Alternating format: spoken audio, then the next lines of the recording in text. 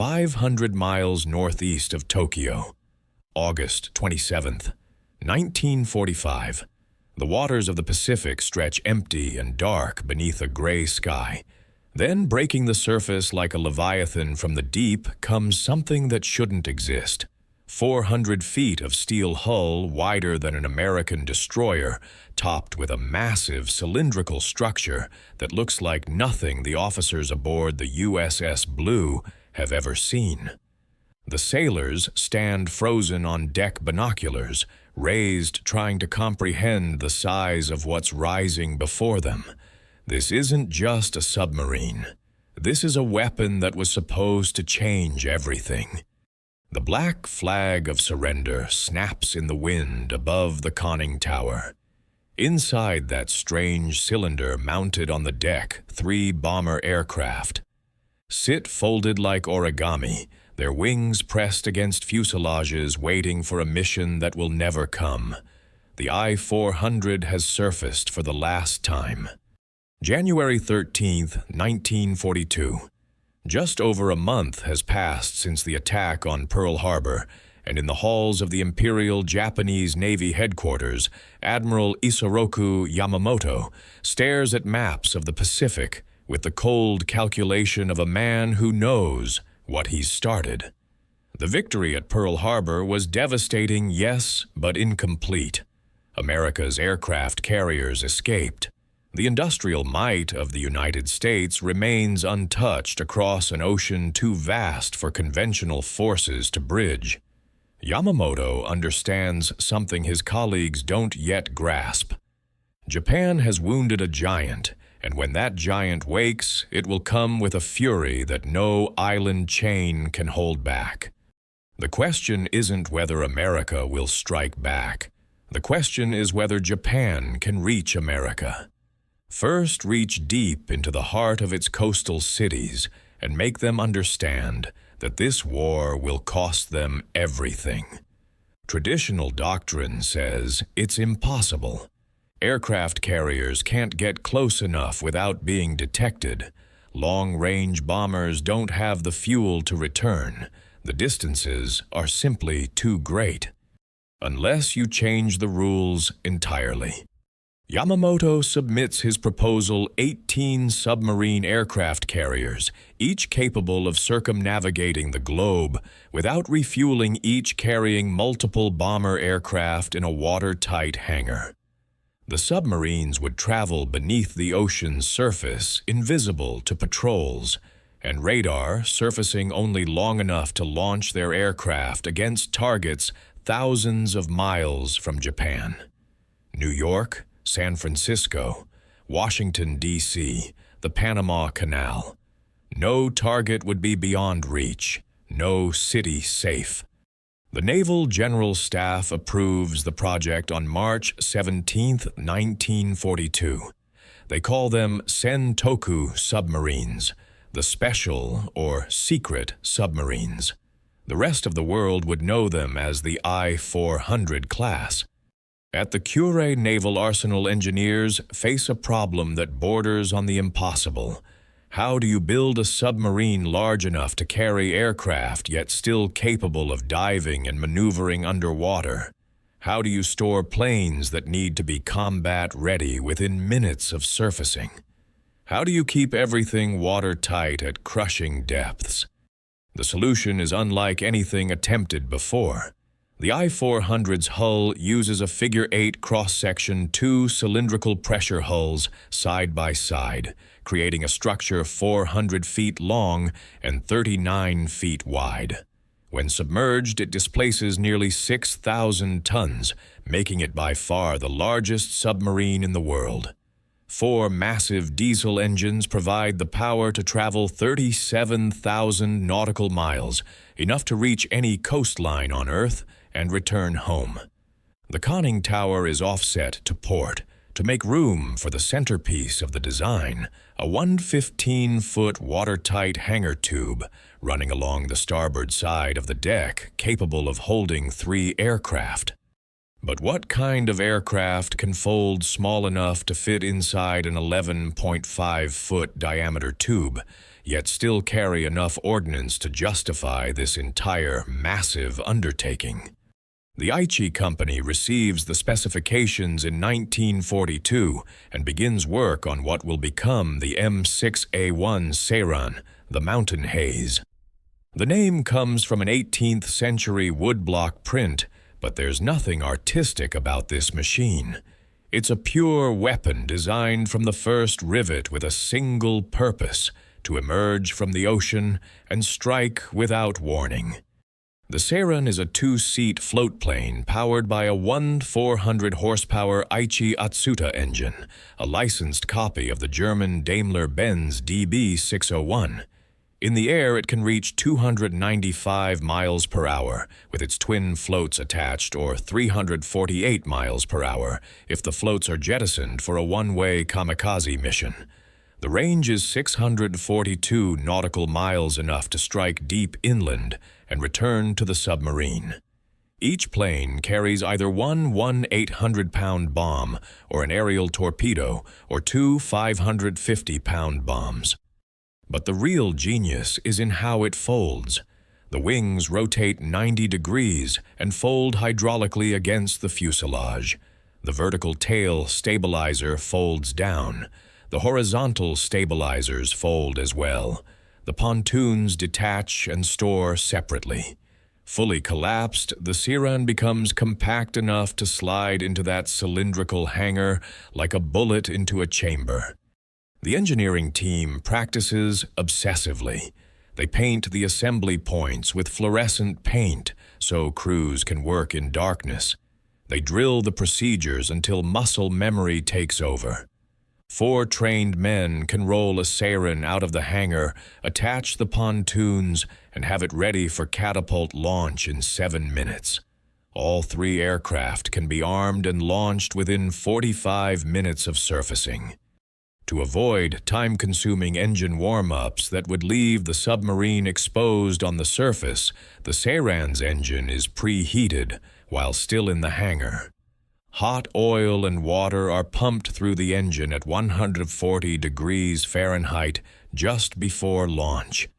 When the aircraft hits the catapult, the engine roars to life from a cold start, already at operating temperature. A 26-meter compressed air catapult mounted on the forward deck provides the launch force.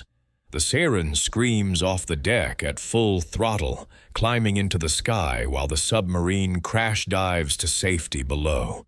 When the mission is complete, the aircraft returns, lands on its floats near the submarine, and a collapsible crane lifts it back aboard for reloading. On paper, it's perfect. In practice, everything depends on completing the submarines before the war situation deteriorates beyond recovery. January 18, 1943. Construction begins on the first I-400 at Kure Naval Arsenal. The original order calls for 18 boats, enough to launch coordinated strikes against multiple American targets simultaneously. But Admiral Yamamoto's vision requires resources that Japan simply doesn't have. Steel, fuel-skilled labor, all are stretched to the breaking point as American forces begin their island-hopping campaign across the Pacific. Then on April 18, 1943, everything changes. Yamamoto's plane is intercepted and shot down by American P-38 fighters over Bougainville. The architect of both Pearl Harbor and the submarine carrier program is dead, and with him dies much of the political support for such an ambitious project. The order for 18 boats is cut to 9, then 5, then 3. The first prototype, Seiran, flies over Ise Bay in November 1943. The test initially fails when the horizontal tail stabilizer proves unresponsive, but adjustments follow quickly. By early 1944, production begins on both the submarines and their aircraft. The Naval General Staff forms the 631st Naval Air Group, specifically to operate the Seirans and Submarine Division I to command the I-400 class boats. On December 30th, 1944, the I-400 is commissioned under Commander Toshio Kusaka. 8 days later, the I-401 joins the fleet. These two boats represent nearly 2 years of intensive labor, thousands of tons of precious steel, and countless hours of engineering innovation. They are the cutting edge of submarine warfare, decades ahead of their time. They are also too late. By the time the I-400 enters service, American forces control most of the Pacific. Japanese shipping is strangled by submarine blockades. Allied bombers strike the home islands with increasing frequency. On March 19, 1945, over 240 American aircraft from 7 carriers attack the Kure naval arsenal. The I-400 is in dry dock when the raid begins. Anti-aircraft guns hammer away at the attacking planes. One gunner is killed before the strike ends. Plans for the submarine's first mission change repeatedly as Japan's strategic situation collapses. The original vision of bombing New York or San Francisco is clearly impossible now. The Panama Canal remains a tempting target, a single vulnerable choke point that could disrupt American logistics for months, but it lies over 6,000 miles from Japan, through waters thick with enemy patrols. Then comes a darker proposal, one that crosses every line of warfare. Operation Cherry Blossoms at Night calls for 5 I-400 submarines to approach Southern California and launch their aircraft at night. The Seirans would carry bombs filled with fleas infected with bubonic plague, dropping them over San Diego, with the intent of spreading disease across the entire West Coast, killing tens of thousands of civilians. The attack is scheduled for September 22, 1945. The war ends before anyone has to make the final decision about whether to cross that particular abyss. In June 1945, the submarines and their aircraft gather at Nanao Bay on the western coast of Honshu for intensive training. Night operations torpedo attacks against lock gates kamikaze diving runs. The crews practice until they can execute the missions in their sleep. The Panama Canal Plan receives final approval, complete with detailed navigation charts and attack plans. The Seirans will launch 185 miles off the coast of Ecuador, fly across northern Colombia at 13,000 feet, then make their final approach at dawn to hit the Gatun locks from the Caribbean side. On June 12, 1945, the orders change again. The Panama Canal strike is canceled. New target the American anchorage at Ulithi Atoll in the Caroline Islands, where 15 aircraft carriers are massing for the final assault on Japan itself. This is Operation Hikari, and it represents the last realistic chance for the I-400 force to strike a meaningful blow. July 20, 1945, the submarines depart from Maizuru Harbor. 2 I-400 class boats carrying 3 aircraft each, plus 2 smaller AM-class submarines carrying 2 aircraft each. 10 Seirans in total, all painted with fake American markings in violation of the laws of war, a desperation measure to buy a few extra seconds of confusion before the attack begins. The force takes separate routes toward Ulithi to avoid detection. August 15, 1945. The I-401 receives a radio transmission from headquarters. Japan has surrendered unconditionally following the atomic bombings of Hiroshima and Nagasaki. All forces are ordered to return to port immediately. The submarine commanders face a choice. Some faction in the Navy is urging them to continue the mission anyway, to strike one last blow, regardless of the surrender order. But Emperor Hirohito himself has commanded all Japanese forces to lay down their arms. To continue would be to defy the emperor to transform themselves from warriors into war criminals.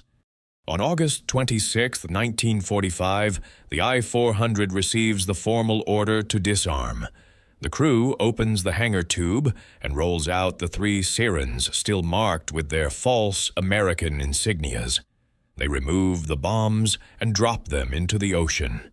They assemble each aircraft, run up the engines one final time, then catapult them unmanned into the sea wings, still folded, sending them spinning uselessly into the water to sink. The 20 Type 95 torpedoes are fired out unarmed. Code books, charts, secret documents all go overboard, weighted with metal to disappear into the deep. The next morning, flying the black flag of surrender with its distinctive black ball, the I-400 surfaces 500 miles northeast of Tokyo and waits for the American destroyers to arrive. When the USS Blue and USS Mansfield intercept the submarine, the American crews cannot believe what they're seeing. The I-400 is nearly 24 feet longer than the Blue itself and just as wide. Nothing in their training or intelligence briefings prepared them for the existence of a submarine this size. As boarding parties explore the interior, examining the massive hangar tube, the offset conning tower, the complex folding catapult system, the realization slowly settles. In Japan came terrifyingly close to developing a weapon that could have changed the entire character of the naval war. At 5:00 a.m. on August 31, 1945, the American flag is raised above the I-400 for the first time. Commander Hiram Cassidy takes command with a prize crew of 40 men. The submarine proceeds to Yokosuka, where it moors alongside the tender USS Proteus. Vice Admiral Charles Lockwood, commander of the U.S. Pacific Submarine Force, comes aboard immediately. During the formal surrender ceremony on September 2nd aboard the USS Missouri, Lockwood orders his personal flag hoisted over both the I-400 and I-401, ensuring that the submarines represent American naval power at Japan's moment of capitulation. For the next several months, U.S. Navy engineers swarm over the submarines, documenting every detail of their construction. They measure the hull strength test, the catapult system examine the hangar seals.